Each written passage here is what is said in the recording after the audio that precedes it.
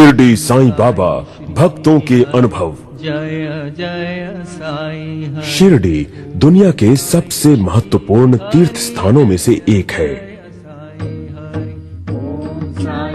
दुनिया भर में फैले बाबा के भक्तों ने उनका आशीर्वाद और उनकी महिमा अनेक रूपों में महसूस की है। बहुत बार ऐसा देखा गया है कि बाबा ने अपनी अदृश्य शक्ति को कई रूपों में दर्शाया और समय पर कष्ट दूर किया। अनोखी तथा चमत्कारिक घटनाओं से हमें बाबा की आध्यात्मिक शक्ति का आभास होता है। वे हमेशा अपने भक्तों की सहायता के लिए तत्पर रहते हैं। कुछ भक्तों के अनुभव यहाँ दिखाए गए हैं। सभी ये मानते हैं कि बाबा एक दैवी शक्ति है जो लोगों की पीड़ा समझ जाते हैं। आपकी प्रार्थना का फल आपको तुरंत मिलता है।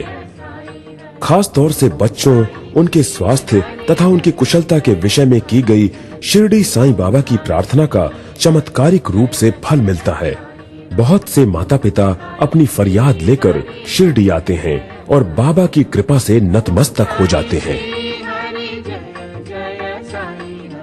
जब मेरी ये बच्ची थी 4 महीने की, डॉक्टरों ने कहा था कि ये बचेगी नहीं, तो मैंने साईं बाबा की मन्नत रखी थी। मैं शिरडी इसीलिए आया हूँ। बाबा के आशीर्वाद से बच्ची सही सलामत है। मेरी बेटी जब 4 महीने की थी तब उसके 2 ऑपरेशन हुए। उसके बचने की कोई उम्मीद नहीं थी। हमने साईं बाबा से मन्नत मांगी कि अगर वो ठीक हो गई तो हम उसके पहले जन्मदिन से पहले उसे शिरडी लाएंगे। हम उसे शिरडी ले गए और बाबा का धन्यवाद किया। साईं बाबा सभी धर्मों से परे हैं। शिरडी साईं बाबा का नाम पूरी दुनिया में फैला हुआ है। शिरडी के साईं बाबा असल में विश्व की महान आध्यात्मिक शक्तियों में से एक हैं। वो समय पर सहायता करते हैं, अपने भक्तों का दिल नहीं दुखाते। बाबा अपने भक्तों में विद्यमान हैं तथा उनके जरिए ही कृपा करते हैं। साईं सच्चरित बाबा के मुख्य सहयोगी श्री दाभोलकर द्वारा लिखी गई है। लेखक ने भक्तों पर समय से की गई बाबा की कृपा की कई घटनाओं का वर्णन किया है। जिस प्रकार बाबा ने पहले श्री नरसिंह स्वामी, फिर बाद में श्री राधा कृष्ण स्वामी के माध्यम से देश भर में अपना संदेश फैलाया, ये मात्र एक संयोग था। ये निश्चित रूप से उनकी दैवी आज्ञा रही होगी। चमत्कार से मुझे बहुत सारे पैसे मिल सकते थे, लेकिन मुझे नहीं चाहिए थे। ईश्वर पिता समान होता है, लोगों में भाईचारा हो, उन्होंने यही सिखाया है और ये महान मंत्र दिया, श्रद्धा सबूरी। सिर्फ बाबा के जैसा आध्यात्मिक महापुरुष ही इस संसार में शांति ला सकता है। साई नाम जपम नित्यम, साई ज्ञानम करोति चेत् कर्मार्थ कामो मोक्षं च। हुबली के साईं भक्त श्री राधा कृष्णन बाबा की समय पर हुई कृपा के बारे में बताना नहीं भूलते। जब वो सालों पहले भूखे प्यासे बिना पैसों के शिरडी में असहाय हो गए थे। मैंने शिरडी के साईं बाबा को इसी तरह द्वारका माई मस्जिद में बैठे हुए देखा था। वो कहते थे कि सभी संत एक हैं और सभी ईश्वर का मार्ग दिखाते हैं, अच्छा बने। बहुत से वरिष्ठ नागरिकों ने बताया कि किस तरह उनके जीवन के कठिन क्षणों में उन्हें बाबा की कृपा प्राप्त हुई। ये 3 बातें उन्होंने कही थी, अच्छे बनो, अच्छे कार्य करो और प्रेम नहीं तो घृणा भी नहीं। मैं इतना प्रभावित हुआ था कि उस खास क्षण शिरडी साईं बाबा की महिमा का विस्तार करने का निश्चय किया। मैंने एक किताब लिखने का निर्णय किया। किताब 1 महीने में पूरी हो गई। ऐसा प्रतीत होता है कि बाबा की कृपा दृष्टि से कमजोर और वृद्ध लोगों में भी अनोखी शक्ति का संचार हो जाता है। मुझे खुशी है कि बाबा ने मुझे चुना है और मैं अपनी क्षमता अनुसार लोगों की सेवा कर सका। हम में से कुछ भक्त गणों ने अखंड साईं नाम सप्त ट्रस्ट की शुरुआत की और बाबा के तारक मंत्र ओम साईं, श्री साईं, जय जय साईं का प्रचार आरंभ किया। और आज भी इस मंत्र को 24 घंटे, 72 घंटे, 108 घंटे और यूं ही लगातार दोहराया जा रहा है। मैं अब 80 साल का हूं और बाबा अब भी मुझे शक्ति देते हैं ताकि मैं उनकी सेवा कर सकूं। साईनाथ महाराज की जय। 1953 से मैं अखिल भारतीय साई सेवा समाज से जुड़ा हुआ हूँ। इसके संस्थापक नरसिंह स्वामी साई आंदोलन के प्रमुख स्तंभ हैं। सन 1936 से सन 1956 तक उन्होंने बाबा की भक्ति का प्रसार करने के लिए भारत के लगभग सभी इलाकों की यात्रा की। हर जगह बाबा की तस्वीर लगाकर लोगों को उनकी सीख और संदेश से अवगत कराया। वो सिर्फ 2 सिक्के चाहते थे, श्रद्धा और सबूरी। बाबा केवल यही चाहते थे और मैं जो महसूस करता हूँ वह है बाबा बाबा बाबा। ये सब कुछ मेरे कॉलेज के दिनों से हुआ है। जो भी होता है वो उनकी कृपा से होता है। कुछ ना मिलने पर भी मैं सकारात्मक सोचता हूँ। आई फील बाबा मेरे लिए कुछ अच्छा ही करने वाले होंगे, इसीलिए ऐसा हुआ है। मैं जानता हूँ कि ये बाबा का चमत्कार है। वो मेरा सही मार्गदर्शन करेंगे। अगर मैं सही हूँ और अगर मेरे भाग्य में लिखा है तो बाबा मेरी मदद जरूर करेंगे। मेरी जिंदगी ऐसे ही चल रही है। ईश्वर और भक्त के बीच का संबंध हमेशा काफी भावुक, अटूट तथा भक्तिमय होता है और इसका अनुभव करना एक अलग एहसास है। हाँ, मेरे कुछ अनुभव हुए हैं, लेकिन कुछ अनुभवों को बयान नहीं किया जा सकता। असल में अब मैं जो महसूस करता हूँ और जो मैंने लोगों से सुना है, उस आधार पर शिरडी साईं और उनके भक्तों के बारे में बहुत आश्चर्यजनक संयोग सामने आते हैं। मुझे मालूम था कि मुझे अपने जीवन में कभी न कभी बाबा का मंदिर बनवाना था। जो भी हुआ बस हो गया, होता चला गया सब कुछ। जिन चीजों की मंदिर बनाने के लिए जरूरत थी वो आती चली गई। मुझे नहीं मालूम कैसे और कहां से ये हुआ, लेकिन 4 महीने में मंदिर बनकर तैयार हो गया। मैं तो यही कहूंगा कि ये सब बाबा की कृपा से ही हो सका। बाबा को समर्पित खूबसूरत मंदिरों में बड़े पैमाने पर बाबा की पूजा संभव हो सकी थी। ये उनकी असीम दैवी शक्ति को दर्शाता है। आज भी 70 से 80% भक्त शिरडी आंध्र प्रदेश से आते हैं। इससे भक्तों के आध्यात्मिक झुकाव का पता चलता है। मेरा दृढ़ विश्वास है कि शिरडी साईनाथ एक अमर संत है। वो अब भी वहां है। आज भी दुनिया भर से हजारों लोग शिरडी आते हैं। अगर सभी धर्मों के लोग किसी एक धार्मिक स्थल पर आते हैं तो वो है शिरडी। बाबा आज भी जीवित हैं। ऐसा न समझे कि वो धरती में समा गए हैं। उनका अस्तित्व अब भी है। मैं 1948 में दास गनू से मिला था, जब वे एएसआई इंडिया के साईं भक्त सम्मेलन में भाग लेने कोयम्बटूर जा रहे थे। वो बहुत वृद्ध थे। मैं शिरडी में स्वामी साईं शरण आनंद से भी मिला। वो बाबा के प्रति बहुत समर्पित थे। वो सन्यासी भी बन गए। बाबा ने स्वयं उन्हें दीक्षा दी। विश्वास, भक्ति और प्रेम के ये 50 साल मैं अपने मालिक के आशीर्वाद से बहुत प्रेरित हूँ। मैं बहुत प्रसन्न हूँ क्योंकि मैं अपने मालिक श्री साईं बाबा का प्रिय भक्त हूँ। हमारी हर सोच तथा कार्य के पीछे मैं समझता हूँ मेरे मालिक की कृपा और प्रेरणा ही होती है। एक बार उनका नाम प्रेम एवं भक्ति पूर्वक लिया जाए तो तरह तरह के सुखद अनुभव होते हैं। बाबा से मेरी मुलाकात 1942 में हुई। पूज्य नरसिंह स्वामी जी उस समय वहां प्रवचन दे रहे थे। कलयुग कामधेनु, कलयुग कल्प वृक्ष तथा बाबा के कलयुग अवतार के विषय में। मैंने मन में सोचा कि अगर बाबा की महिमा ऐसी है तो मुझे फर्स्ट क्लास मिले। मैं परीक्षा के परिणाम की प्रतीक्षा कर रहा था, जिससे मेरे करियर का फैसला होना था। 10 दिन के अंदर परिणाम आ गए और मैं पास हुआ था फर्स्ट क्लास में। इस मंदिर का निर्माण भी एक चमत्कार ही था। हमारे पास सिर्फ 75,000 रुपए थे और उस समय मंदिर की अनुमानित लागत थी 20 लाख रुपए, जो कि बड़ी रकम थी। बाबा ने हम सब से आगे बढ़ने को कहा तथा धन के इंतजाम का भरोसा दिलाया और तभी से किसी काम में कोई समस्या नहीं रही। चमत्कार पर चमत्कार होते गए। रोज एक चमत्कार होता। चमत्कार हर वक्त होने लगे। उन्हें वर्गीकृत नहीं किया जा सकता। शिरडी साईं बाबा ने मेरी जिंदगी के एक नाजुक मोड़ पर अपनी कृपा बरसाई। मैंने बाबा से प्रार्थना करके कहा कि कृपया मुझे ऐसे महात्मा से मिलवाएं जिसे उन्होंने अपने रूप में ढाला हो और जिसमें उनका तेज साफ झलकता हो।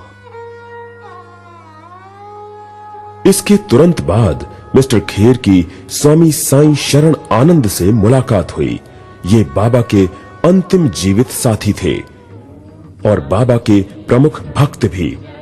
काफी शोध के पश्चात बाबा के जन्म स्थान पाथरी पर मंदिर बनाने की राह आसान हो गई। आश्चर्य होता है कि बाबा कैसे सारी लीला रचते हैं और उनके भक्त अपने कर्म हेतु सही दिशा में अग्रसर होते हैं। हम घर में रोज पूजा तथा आरती किया करते थे। बच्चे भी उसमें शामिल होते थे, खासकर तब जब उन्होंने अपना होमवर्क ना किया हो या किसी तरह का कोई गलत काम किया हो। शायद उस समय हमने उनका महत्व महसूस नहीं किया कि वो कितनी महान विभूति थे।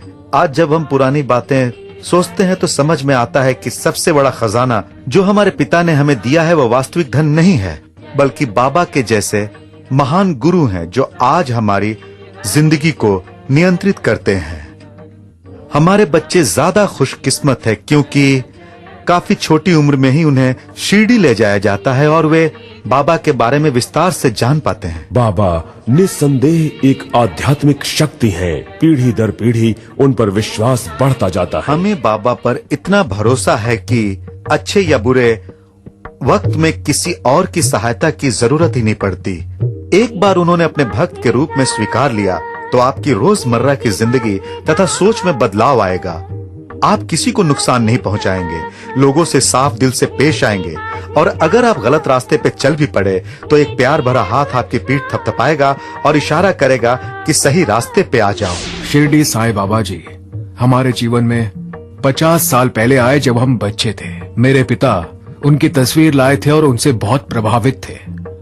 वो बाबा की तस्वीर की ओर निहारते हुए उनका ध्यान करने में रुचि लेते थे। बाबा की ओर देखकर उनसे मदद की गुहार करने से मुझे शांति मिलती थी। इससे मन में स्थिरता आई। श्रद्धा और सबूरी एक कारगर संदेश है।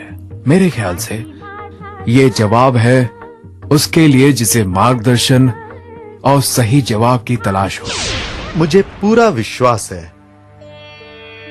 बाबा पर और उनके चमत्कारों पर। जब मैंने नौकरी ज्वाइन की वो मेरा पहला दिन था।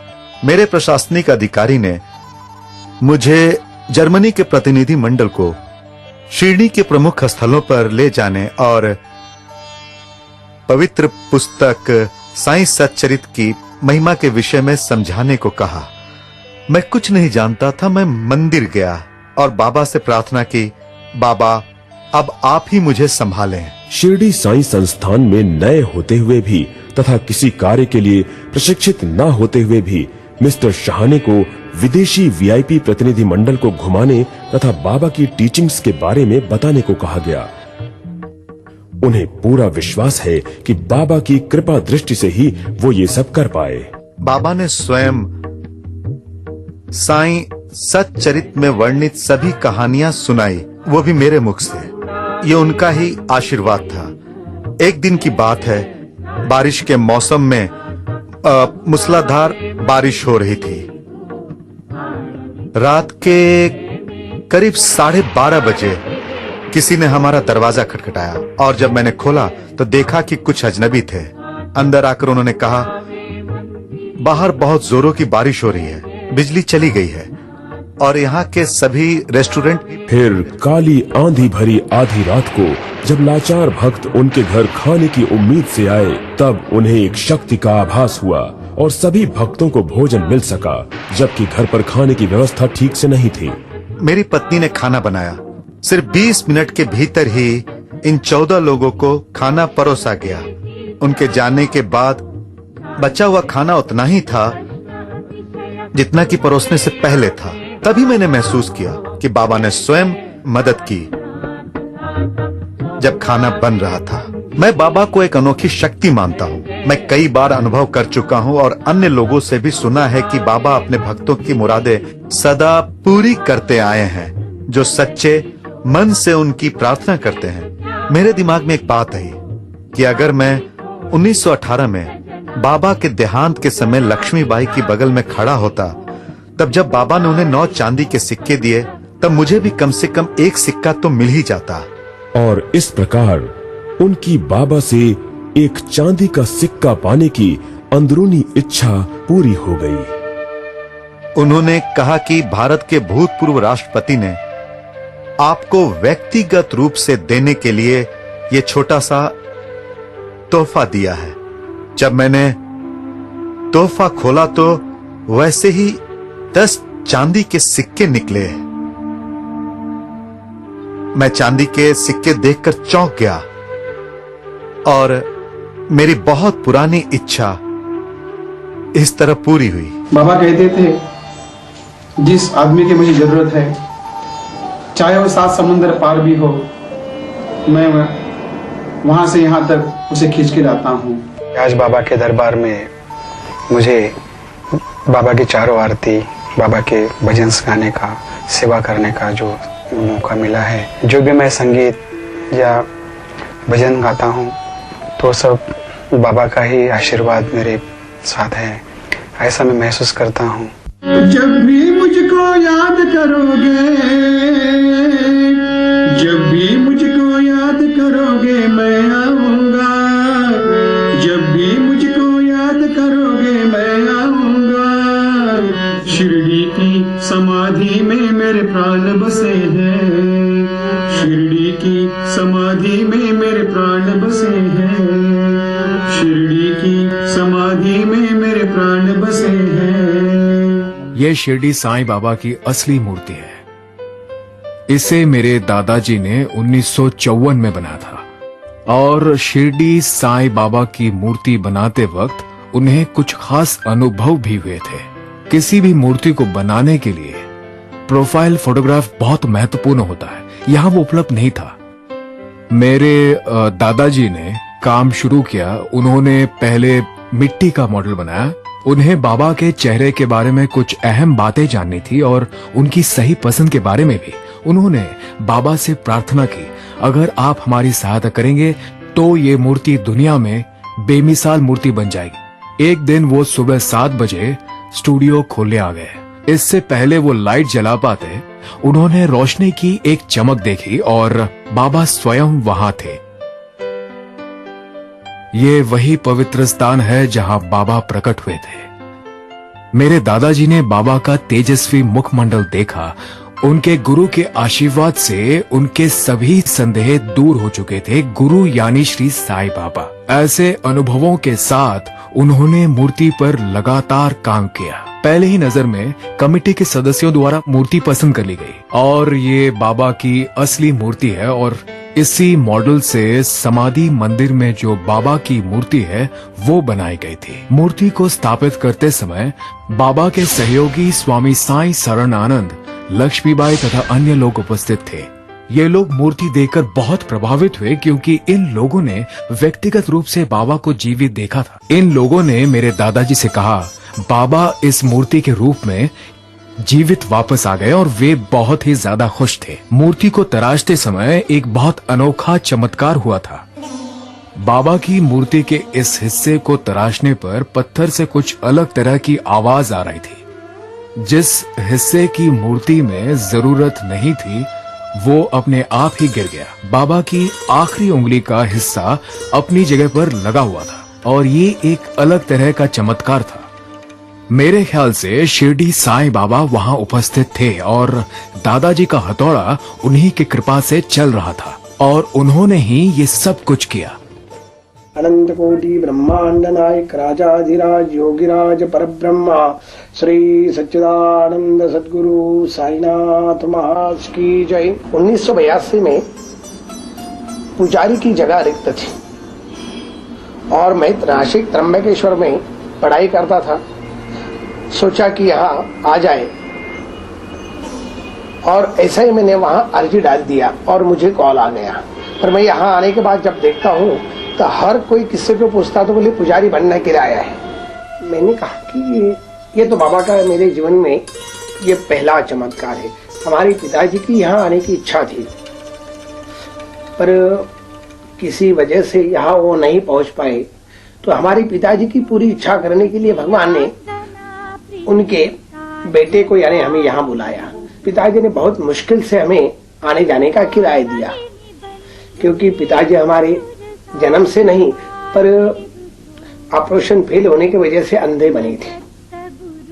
तो ऐसे अवस्था में उन्होंने 10 रुपया भी देना मुश्किल था, उन्होंने तो दे दिया।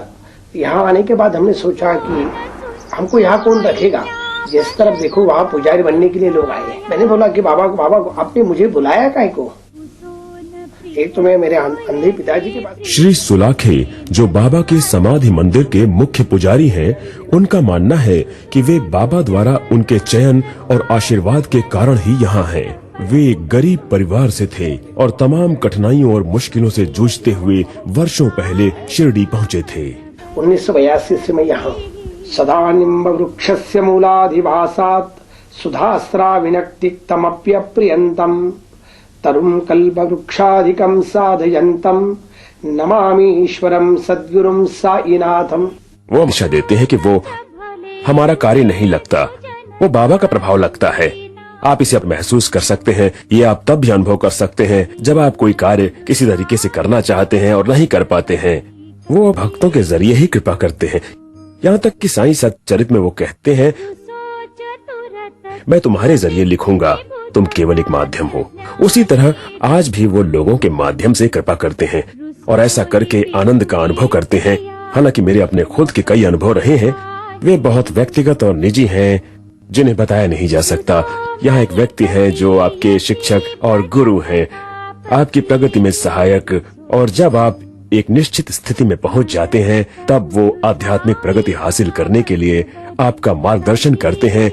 आप महसूस करेंगे कि वो सिर्फ एक गुरु या शिक्षक या मास्टर नहीं, बल्कि उससे आगे भी बहुत कुछ है। एक गुरु से वो भगवान बन जाते हैं, वो एक जीते जागते भगवान हैं। शिरडी सजाचे लागतील पाय टळतील अपाय सर्व त्यांचे माझ्या समाधीची पायरी चढेल दुःखही हरेल सर्व त्यांचे जरी हे शरीर गेलो मी टाकून तरी मी धावेन भक्तासासी नवसा समाजी पावेल समाधी धरा दृढ बुद्धी माझ्या ठाई नित्य मी जिवंतो जाना हेची सत्य नित्य घ्या प्रचित अनुभवे शरण मज आला आणि माया गेला दाखवा दाखवा ऐसा कोणी माझा जो झाला काया वाचा म्हणी तयाचा मी ऋणी सर्व काळ साई म्हणे तोची तोची झाला धन्य झाला जो अनन्य माझ्या पायी।